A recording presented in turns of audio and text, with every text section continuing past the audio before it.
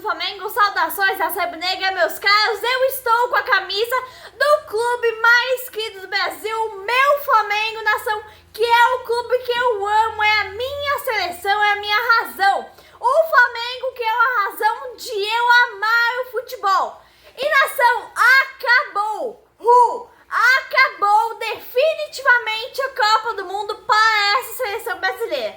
Que é uma seleção brasileira em todos os âmbitos do futebol. É mal escalada, mal dirigida, tem uma má gestão e mal convocada, tudo. E eu espero que na próxima data FIFA, lá em setembro, outubro, na época dos amistosos, o Ancelotti não chame o Neymar.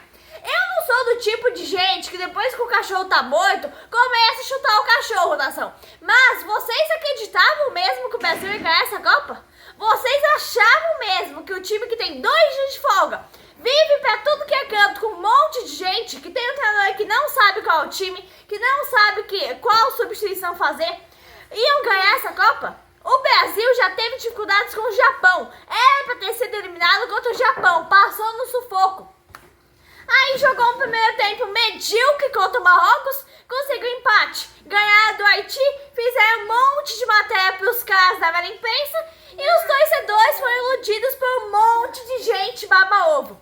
O Ancelotti se vendeu para um monte de propaganda na hora de fazer convocação, na hora de levar o Neymar que não era para ter sido chamado, na hora de deixar o Pedro, na hora de deixar Gerson, Matheus Cunha, Caio Jorge, Matheus Pereira, não levando lateral direito. Foi uma vergonha, não tem outra palavra para descrever. A pior campanha do Brasil na história das Copas. E olha que o Brasil participou de todas elas. E aí, após o apito final do juiz, vem Neymar querer chorar no meio de campo, se debruçar, espernear. Não tem que chorar não, cara. Você não foi titular, você não deveria nem ter sido convocado. Fez um gol de pênalti, um pênalti roubado. E vem Rafinha, jogadores que não tinham condições. Uma geração perdedora é o que vemos. É uma geração que não sabe fazer nada. Uma geração de jogador frouxo, uma geração de jogadores perdedores.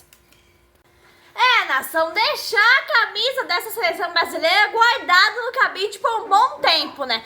Temos no comando da seleção um técnico italiano que vergonhosamente não sabe fazer a convocação, se vendeu na hora da convocação, nação. E ainda dizem que é um técnico de prateleira, primeira prateleira mundial, melhor técnico da história do futebol brasileiro e tudo mais. Por que não botaram o Renato Gaúcho comandar essa seleção brasileira? Se tivessem botado o Renato Gaúcho, nação, como eu bem falei em vários vídeos aqui, o Brasil ainda estaria na Copa e pegaria a Inglaterra nas quartas de final. O Brasil estaria na Copa, nação, e é neste ponto que eu quero chegar.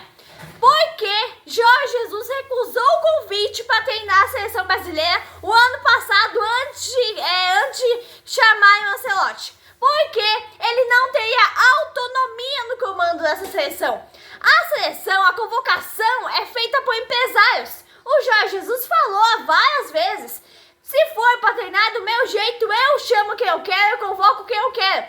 E nós vemos explicitamente que o Ancelotti não tem essa autonomia, que os treinadores da seleção não têm esse poder. A seleção é convocada por empresários.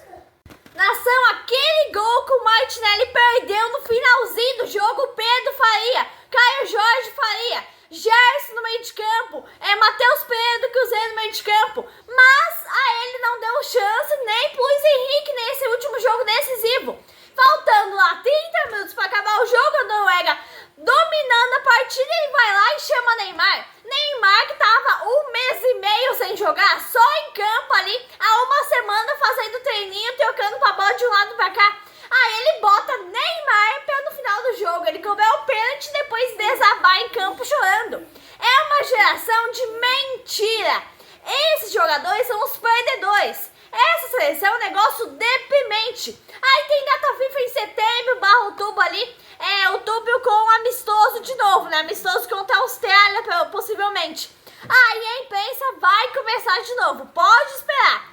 Será que o Ancelotti vai convocar o Neymar? Será que o Neymar vai jogar? Aí lá, da próxima Copa, lá em 2029, 2030, será que o Neymar vai fazer o último última Copa dele, a derrota do Brasil já era uma coisa esperada, especialmente quando ele começou a fazer as substituições.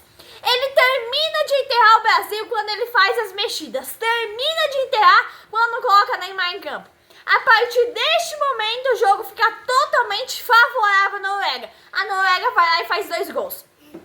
A Noruega, nação, teve mais posse de bola o jogo inteiro. A diferença é que no primeiro ali, até meados do segundo tempo, eles ficavam mais tocando a bola no campo de defesa. Aí, errado de bola, o Brasil ia lá, pegava o contra-ataque e tinha chance de gol. Essa é a diferença. Aí, quando começam as péssimas substituições, a Noruega passa a trabalhar mais à frente, sobe as linhas e constrói as jogadas dos gols.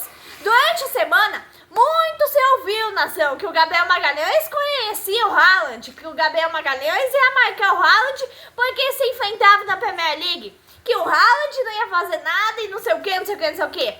Ora, nação, o Dante conhecia os alemães como ninguém, foram lá e tomou 7-1. Então o gol de cabeça do Haaland foi em cima do Gabriel Magalhães.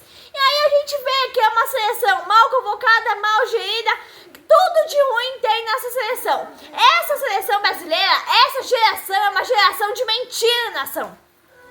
Então, nação, é isso. Teremos mais vídeos sobre a seleção brasileira, mais vídeos, vamos discutir a semana inteira a eliminação do Brasil. Uma eliminação que há vários dias já era anunciada, já era prevista. Abraço!